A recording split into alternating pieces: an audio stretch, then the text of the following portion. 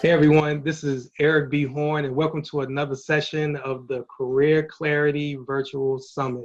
I hope this isn't your first time viewing the amazing interviews that I've had throughout the course of the summit, but if it is, I have another wonderful interview and another wonderful person to interview. She's very inspiring, her story, everything, and I can personally, call her a friend. She's a very good person, and her story about her changing careers is very, very inspiring. But to start from the very top, the topic of this session is called The Risk and the Reward of Changing Careers. And I wanted to do this session because as a career coach and a professional development expert, I've come across a lot of potential people who want to change careers, but they're scared. They're scared of losing money based off of their first career. They're scared that they may not be successful based off of their the career that they want to move into. Even some are afraid that their parents, and these are individuals who are in their late 30s or early 40s, they're worried that their parents will not look at them in the same way. But at the end of the day, you want to do what makes you happy. I'll be the first to tell you guys, it took me a long time to understand that, happiness is more important than money. I'm still learning that piece. But at the end of the day, you spend at least 8 to 9 hours a day of your life working. You want to do something that you love to do, but there are risks and things you need to account for before making the leap. But we'll discuss all of that and more based off of this session. So the first question that I wanted to ask you, who is Jessica L. Williams, TechBizGurl, and WiSTEM? Hi, Eric. Well, thanks for having me. I'm really happy to be a part of this amazing virtual summit. So Jessica L. Williams. So I am a person who's super passionate about helping people move forward, like helping them get to their next step, whether that's tech, whether that's starting a side hustle. But ultimately, I'm just really passionate about helping people pursue their dreams. So TechBizGurl actually started as a manifestation of that. I saw that women were struggling to, they wanted to start online businesses, but they were struggling with the tech piece. And so the blog that I started called TechBizGurl was kind of my answer to that. It's like, tech doesn't have to be this thing that holds you back. It can actually, you can use its powers for good. So that's TechBizGurl. And WiSTEM is, so I'm a side hustler. So I have a day job. So I work at 1871. And WiSTEM is a program for women entrepreneurs that are building scalable tech companies. And what we do is we take them through curriculum that helps them get investor ready over 12 weeks. And then they're able to present their businesses to the community at a showcase event, which is great. And from there, they can possibly get investment, get new clients, partners, and all that good stuff. Very good. And, just to piggyback on the WiSTEM piece with Jessica, she is the co-facilitator of WiSTEM. So I just wanted to let everyone know that she's not a lower level day-to-day person. She's the person that helps run the overall program. And just before we start to record, she just finished up her 6th cohort. So she has helped 6 groups of tech, or women in tech, help push along with their business, which is huge because when it comes to technology, I'm a firm believer that more women need to be in that space. I mean, there's enough space for everyone, but women, we need, that push is still going, and it's still extremely important to this day. So, now that we have a very good understanding of who you are, your business, and the program that you facilitated, here's the biggest question that I want to ask you when it comes to the risk and reward of changing careers. Okay. What was your previous career track? And you already kind of gave us a brief overview of what you do now, but what did you do prior to TechBizGurl and WiSTEM? So funny story. I actually got into tech a little bit accidentally. When I was in high school, I didn't know about a lot of careers. And so I ended up going the doctor route, mainly because I was good in math and science. But also at that time, I was able to get an internship at a tech company, which really changed my whole world in the sense of just exposing me to all these careers that I didn't know existed. Like, oh, there's tech people, there's business people. Business doesn't just mean accounting, which is what I thought initially. And so being at that company really helped inform my college decisions. I ended up changing my major to business, minoring in information systems, but then also seeing the possible things I could do when I went to work every day, which was huge for me because it's like, oh, I can kind of translate what this degree would mean in the real world. So actually, there was a project I really wanted to work on for Chicago Public Schools at the time, and that put me on a network engineering track. I got my Cisco certification while I was still an intern. And, that summer before I started grad school, that same company offered me a full-time job. So I was able to become a network tech at the same company where I started out in marketing. And then, I kind of worked my way around there. So specifically, though, before I came to 1871, I worked at McCormick Place, and I managed the infrastructure team there. So we handled all configuration for events, shows, everything, which you can imagine is very demanding and challenging. Very much so, especially being, used to being in IT also, understand that just to paint a picture for anyone that doesn't live in Chicago, McCormick Place is a huge event facility. It's maybe the length of maybe 2 blocks, if that, or maybe even longer than that. It's pretty huge. If you would Google McCormick Place, Chicago, Illinois, you can see the magnitude of how big this place is. And I just wanted to backtrack. She managed all technical things, put it in layman terms, when it came to that building. So you had X amount of requests, X amount of things breaking every single day. Not only managing the technical side, but also managing. How many people did you have under you? About 10. 10. So 3 full-timers and the rest were part-timers. So you have a lot of people out there right now that's struggling just managing one person, or just struggling managing just one aspect of a job. But you are consuming the entire gambit of technology when it comes to an event space. That's why I definitely wanted to stop and kind of give people that magnitude. Sure. Anyone that's in Chicago would know what McCormick Place is, but anyone in the United States or internationally, they may not see how big of a job that you had. So once again, that comes with a lot of stress. It pays very well. Don't get me wrong. Anyone in the tech space, whether it's from the network side or app side or business analyst side or whatever have you, you get paid very, very well. But one of the things that Jessica exudes is it's more of an impact than just money. Me, it would have been more of the money, but that's a lesson that I still have to learn. But so you went from a hectic day-to-day technical space to running your own business and supporting women tech business owners. So for you definitely changed careers, but that parallel of technology was still there.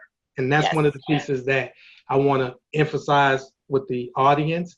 Changing careers doesn't necessarily mean you have to go from like a doctor to a lawyer to a fireman to a chef. You can still find parallels to what you're doing in any type of space. You just have to be creative and also look at the, look at the skill sets that you bring to the table. But I love the fact, hardcore, every single day, techie network manager to, changing the careers where you're still providing the tools that you gain from changing careers, but it's not as hectic, it's not as stressful, it's not as taxing on you. So I definitely want to make that note also. So based off of your transition, overall, what inspired you to change career?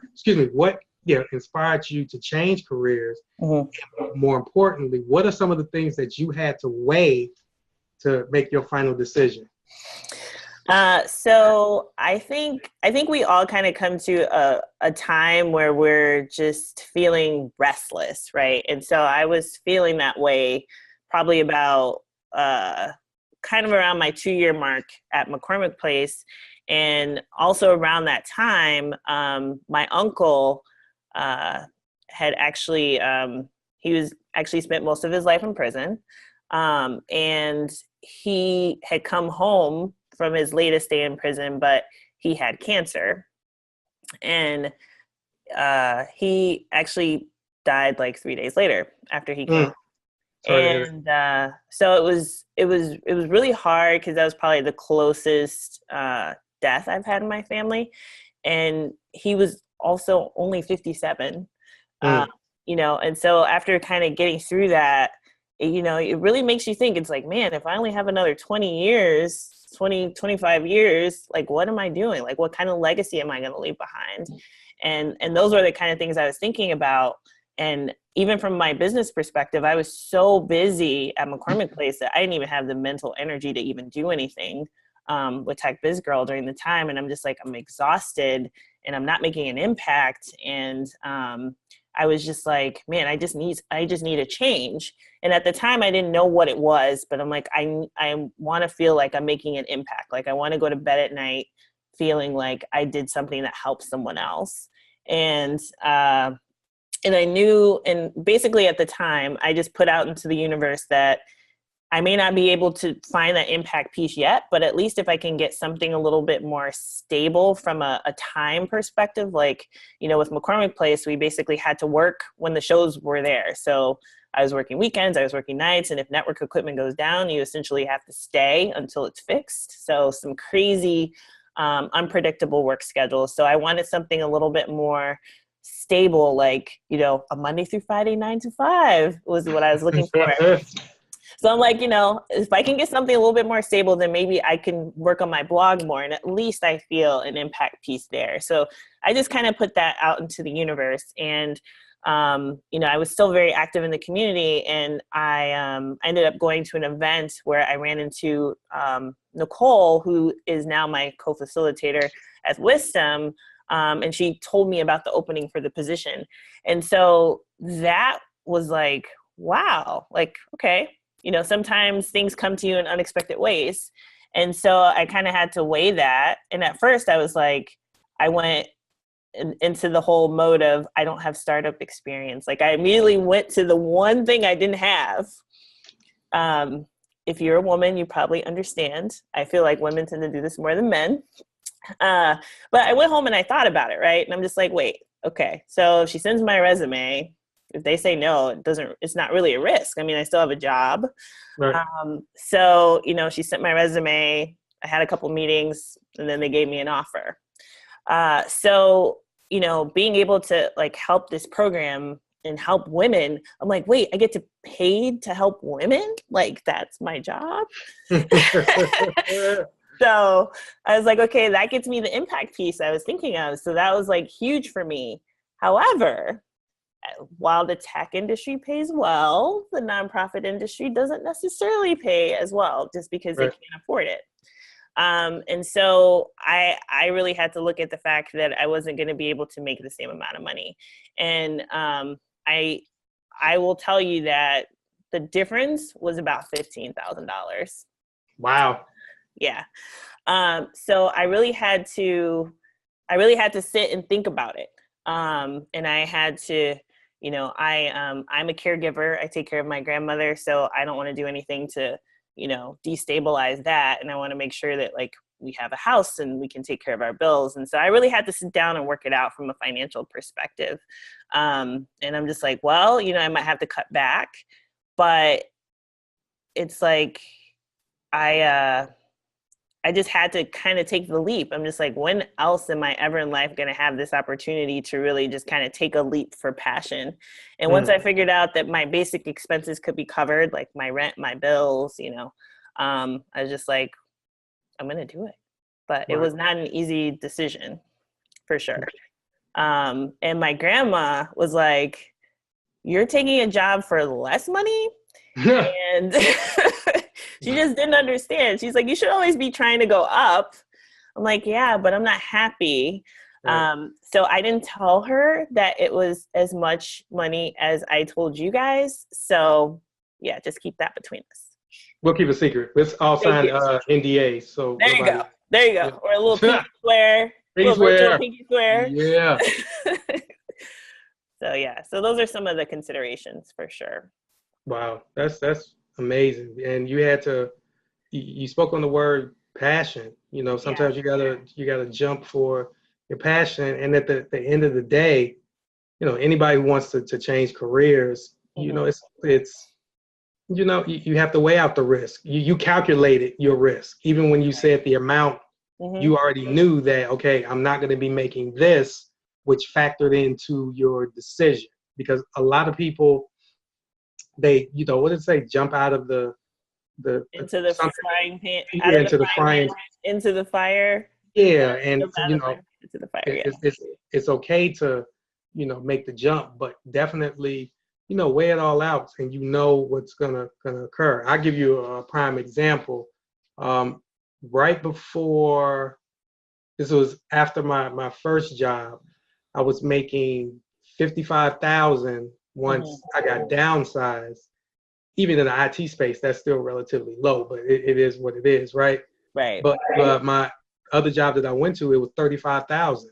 So that was a 20,000. The only person that I've told this is my wife, and this is when we were dating. So I really didn't, you know, let on the full amount. But it got to a point where what I've learned and what I've gained from that, and hopefully the people that I served at the other job, I'll get that money somehow, some way, or get some sort of, I'll get it in the future. Like you said, you put it out there, the universe doesn't lie. So absolutely, based off of that amazing story, do you feel like you made the right decision with the career change? Absolutely. No regrets. No regrets. And overall, why? Because once again, the money isn't of course you want to get compensated, but the money is the biggest factor for you. Why do you feel at this present day, why do you feel that you made the right decision? Well, I mean, so my main thing was about making an impact. So, I mean, I've been able to do that. Like we talked about, I just graduated my 6th cohort just like 2 weeks ago. So I've helped 86 women. Wow. 76 companies. They've been able to create 200 jobs in this Chicago, in this city. And that, you know, at the end of our program, we have a showcase. And so they're able to pitch their businesses in front of the community. And every showcase, I feel like crying because it's like, I had a part in this journey that they're talking about. You know, I had a part in helping them get ready for this pitch. Right. And so like that, there's just nothing that quite compares to that. Like I always say, I feel like a proud mom. So I have about 76 kids now, but like there's nothing like the feeling of seeing something that you've worked so hard on and someone that you've worked so hard on and them just like blowing you away still. And just to be a part of that. So there's no amount of money that can really take the place of that. So I feel like I make an impact, and not only for the women in the program, but I see what seeing those women on stage does for other people. And right. So we're inspiring so many other people. And I'm talking like high school girls come and then they're like, wait, like I can be an entrepreneur. And so it's like, it's just one of those things that keeps on giving. So there's just nothing that compares to that. And so,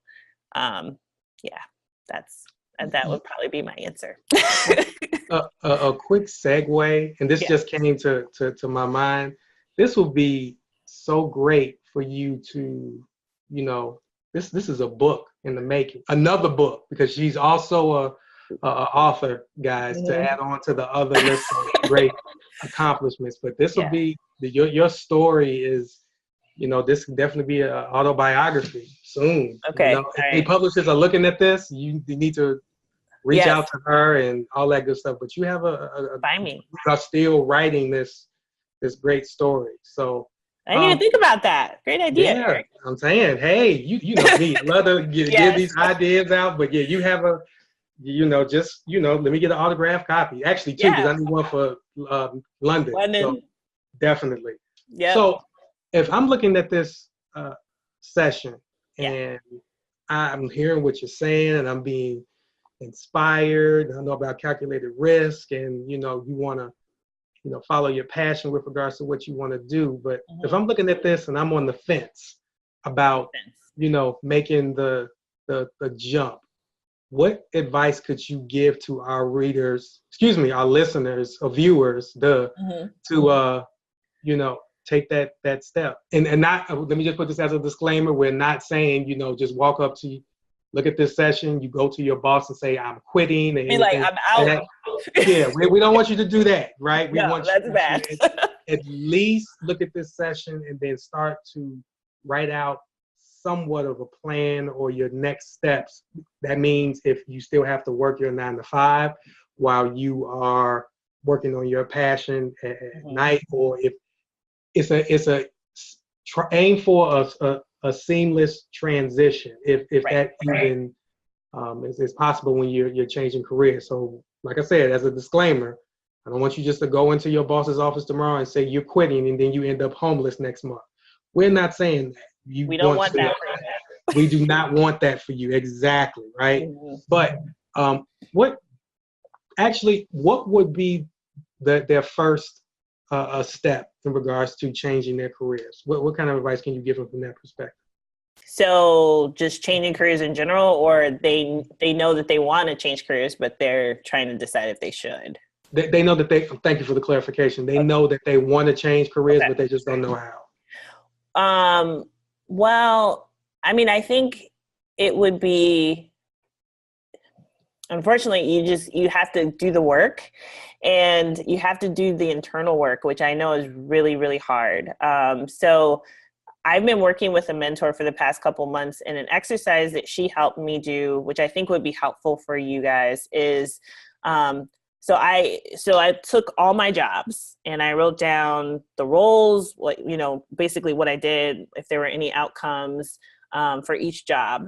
And then I just kind of looked at it, like literally do the work. This isn't your resume. Just think about everything that you did. And then start seeing if there are themes, if there are themes of the things that you've done. So for me, just kind of looking at my track record, and you've heard a little bit about it, tech was obviously a theme, right?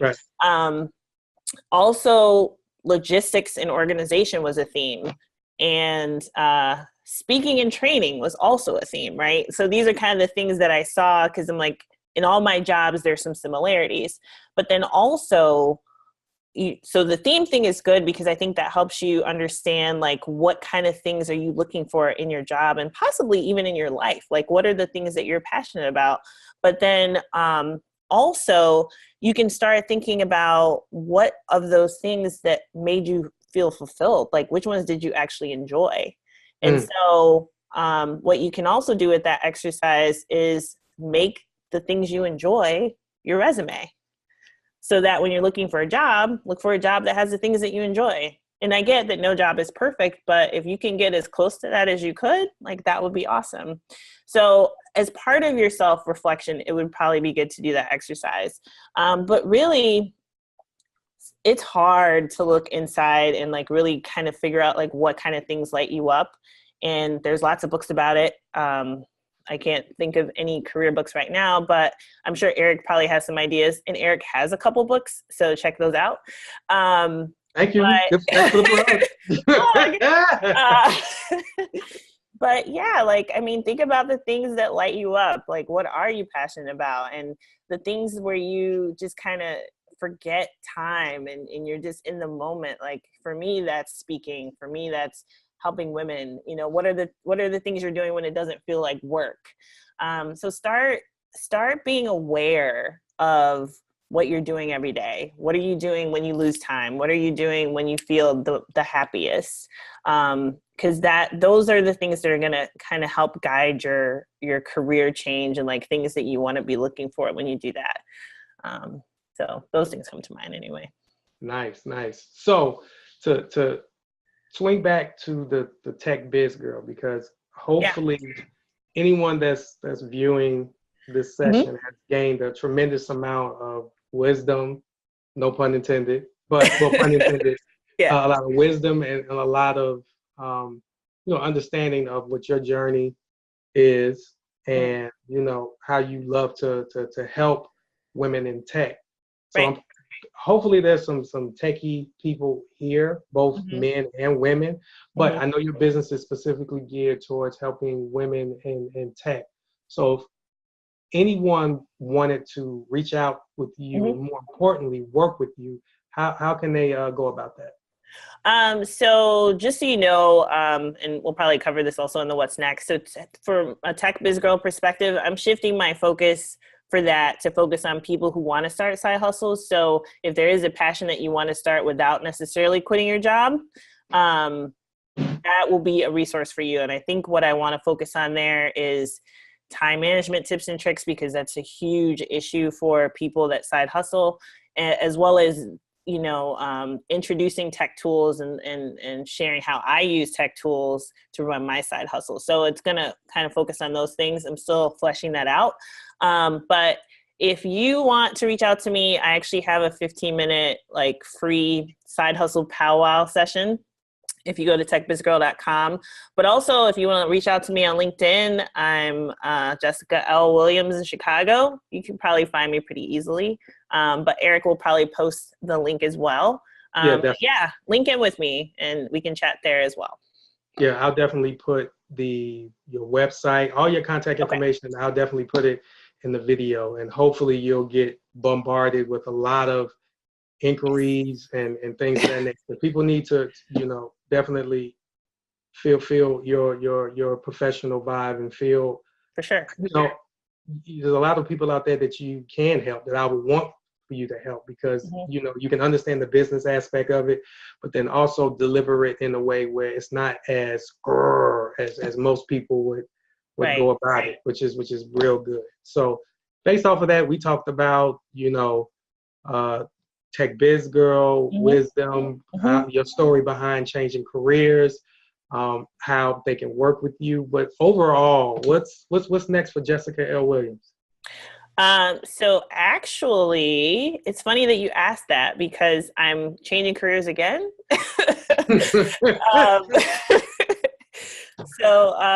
kind of similar to, I think I might have a 2-year itch situation. I don't know what it is. Yeah. But, I've been feeling like I love the work that I've been doing with WiSTEM, but I've also been feeling restless, right?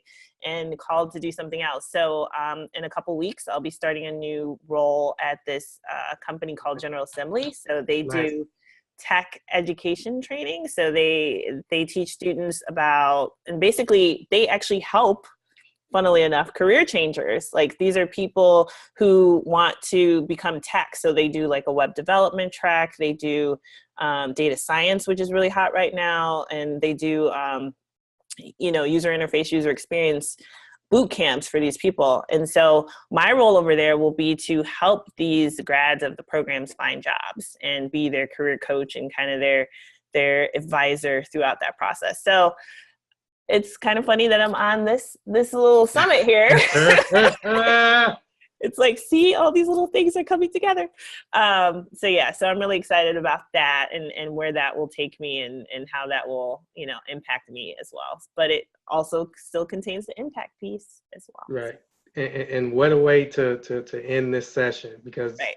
once again, guys, there is risk when it comes to changing careers, but I also want to let you know that there's a risk of not doing anything at all, right? Because you have a lot of people.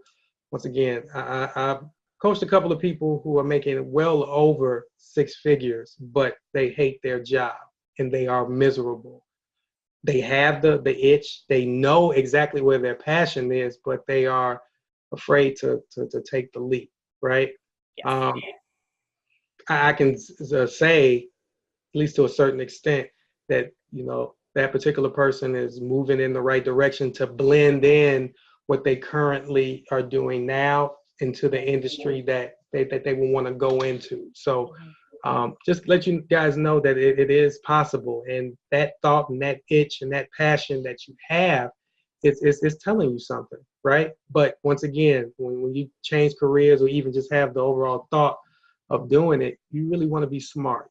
You just don't want to just go off of a whim because, like Jessica said, you do have bills and you may have other people that's dependent on you and you need to, support them, but slowly but surely you can do it on the side. You can be working your 9 to 5, but then, another option like Jessica has, you can start your own business, right? You having your own business and doing started off as a side hustle could be an option. It's so many options when it comes to changing careers, but the risk is there, but at the same time, the reward is on the other end. So, can I add Jessica, come on, please. Come on, please do.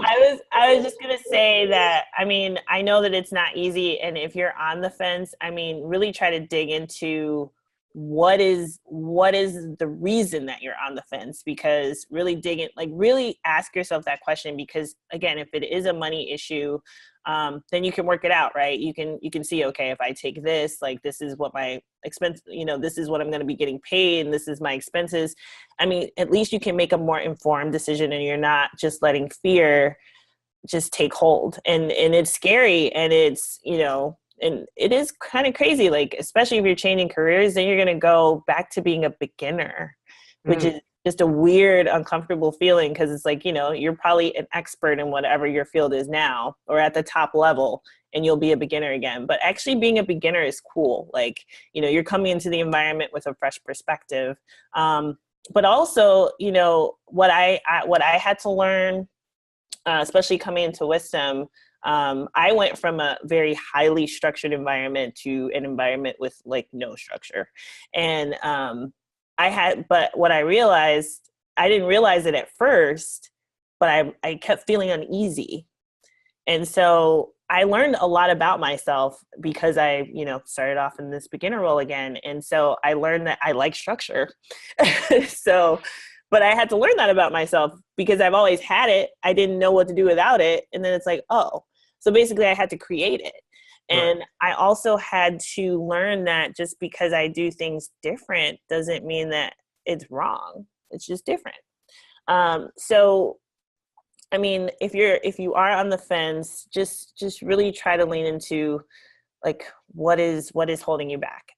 There's a book that my mentor gave me called Fear is Not an Option. And it was really good. I think I read it in an hour. It's told in story form, but it really dives deep into a lot of things that scare people. Like, a lot of people are like, I'm going to end up in a van down by the river. And that's not necessarily the case, but a lot of it is identifying your fears and then thinking through the worst case scenario for each of them. But ultimately, if you can get your basic expenses covered, I think ultimately the question becomes, will you regret it if you don't do it? It would probably be better for you to do it than to be dying, years and years later and say, man, what if I would have, and I had to ask myself that question too. And it's like, I would absolutely regret it. And that was one of the things that tipped the scale for me. Another book I really love is The Alchemist. It's one of those books, I think it's like been a bestseller for like 36 years or something. Yeah. Something crazy like that. It's a great book about this guy who's looking for his personal legend, like, trying to find his passion, trying to find that thing he's ultimately called to do. And one of the things that I love about it, and I think Eric and I were kind of alluding to it earlier, is just take action, like whatever that is, even if it's looking up a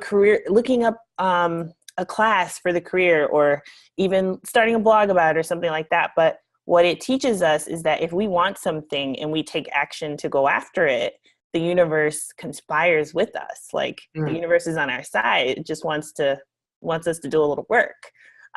So do a little work and, find something that you're passionate about. And I'm done. No, you can keep going. I mean, this is the information that the audience needs to hear.